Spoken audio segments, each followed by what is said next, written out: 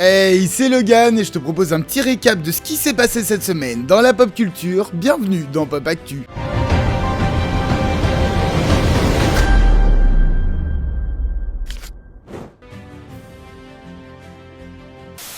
En début d'année est sorti Dune 2, meilleur film de 2024. Ah pardon, ça je vais pas encore le dire. Et ce n'est plus un secret que Dune sera une trilogie. Denis Villeneuve nous a d'ailleurs donné quelques infos sur le troisième volet, Dune Messiah. Bien que le réalisateur souhaitait prendre un peu de temps pour lui avant de se lancer dans la production de ce film, on apprend que le scénario est actuellement en écriture. Le film devrait également avoir une ellipse temporelle de 12 ans et les personnages d'Anya Taylor-Joy et Florence Pugh devraient avoir une plus grande importance dans ce film. Cela sera le dernier produit de Villeneuve pour l'univers, mais il prévoit que la fin puisse être reprise par un autre réalisateur pour qu'il continue l'histoire. Pas encore de date de sortie évidemment, mais la série Prophétie sortira en novembre sur Max, de quoi bien patienter. En 2016, dans le film Rogue One, Peter Cushing jouait le grand Moff Tarkin, un personnage qu'il interprétait déjà dans Un Nouvel Espoir en 77. Le petit souci, c'est que Peter Cushing est décédé en 94 et donc son visage a été recréé numériquement pour apparaître dans le film. Une technique qui a été pas mal utilisée par Disney depuis, mais surtout pour faire rajeunir des acteurs encore vivants au moment des productions. On en a eu quelques-uns, comme la princesse Leia dans Rogue One également, Luke Skywalker dans The Mandalorian ou encore Indiana Jones dans le 5e volet. Le problème avec Cushing, c'est que ceux-ci avaient demandé à son vieil ami Kevin Francis et sa boîte de production Tyburn Films qu'il refusait que son image soit utilisée dans des films auxquels il n'a pas participé. Il aura visiblement fallu 8 ans pour que son ami se décide à attaquer Disney en justice, mais c'est aujourd'hui chose faite. Disney a tenté d'éviter le procès, mais le juge a déclaré que cela devait passer en justice. Lucasfilm se sont eux défendus en maintenant que l'image du grand Moff leur appartenait et qu'ils pouvaient en faire ce qu'ils voulaient. Je vous tiendrai évidemment au courant si nous avons des nouvelles de l'affaire. Un film appelé Cola Wars est actuellement en pré-prod, il parlera de la longue guerre entre Coca-Cola et Pepsi, et donc de la tentative de Pepsi d'égaler Coca sur près d'un siècle de règne. Ça nous rappelle un petit peu le film sur l'histoire des Pop-Tarts qui est sorti sur Netflix en début d'année et... Non mais sérieux, qui a vu le film sur les Pop-Tarts? Si j'en parle, c'est pas pour son histoire, mais pour deux grands noms du cinéma. Car aussi étonnant que ça soit, le film sera réalisé par nul autre que Judd Apatow, mais il sera surtout produit par Steven Spielberg. Rien que ça. Aucune idée de ce que ces deux personnes font là, mais du coup on va pas mal suivre ça.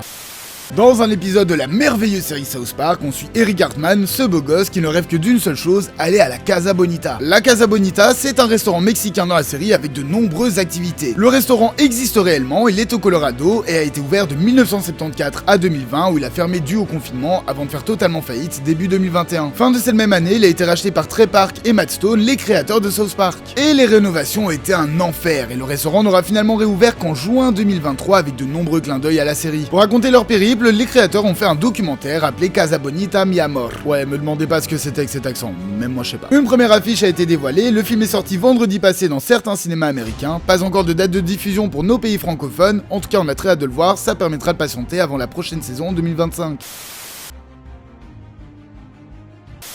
Tim Burton et Ewan McGregor ont tous deux reçu leurs étoiles sur le Hollywood Walk of Fame. La PS5 Pro a officiellement été annoncée avec un prix de départ à 800€. De premières images de Your Friendly Neighborhood Spider-Man ont été dévoilées. Josh Brolin aurait refusé le rôle d'Hal Jordan. L'Âge de Glace 6 est en projet chez Disney. Francis Ford Coppola attaque Variety en justice suite à leurs articles qui parlent de son comportement déplacé sur Megalopolis. Une nouvelle bande-annonce pour Venom The Last Dance a été diffusée. Le scénario de Constantine 2 est terminé. Une nouvelle affiche pour la saison 4 d'Abbott Elementary a été dévoilée. Yerin A rejoint le casting de la série Bridgerton. Une nouvelle affiche pour la saison 3 d'Heartstopper a été diffusée. La première bande-annonce de Flow a été dévoilée. Un nouveau teaser pour Wicked a été diffusé. La deuxième partie a été annoncée et sortira l'année prochaine. Un premier teaser pour Dexter Original Sin a été dévoilé. Une première affiche pour Paddington 3 a été diffusée. Un premier teaser pour Your Monster a été dévoilé. Que de bandes annonces cette semaine. On continue avec celle de Salem Slot, adaptation du livre de Stephen King. Deux nouvelles images de Vaiana 2 ont été diffusées. Une nouvelle affiche pour la série Tomb Raider a été dévoilée. La bande originale de saison 2 d'Arcane a été diffusée. Et on aura donc droit à une nouvelle musique de l'un des meilleurs groupes en activité. Oui, je suis un fanboy. Une nouvelle bande-annonce pour Anora a été diffusée. Deux nouvelles images de We Live in Time ont été dévoilées. Une nouvelle affiche pour The Apprentice a été diffusée. Le film Watch Dogs a fini son tournage. Une première bande-annonce pour Georgie and Mandy's First Marriage a été dévoilée. Une première bande-annonce pour Mikey 17 a été dévoilée, sortie fin janvier 2025. EA confirme que leur prochain jeu sur Cal Kestis sera le dernier. Une nouvelle bande-annonce pour Starting 5 a été diffusée. Baz Luhrmann va réaliser un film sur Jeanne d'Arc pour Warner Bros qui s'appellera Jeanne d'Arc. On dirait que le titre a été écrit par un dyslexique.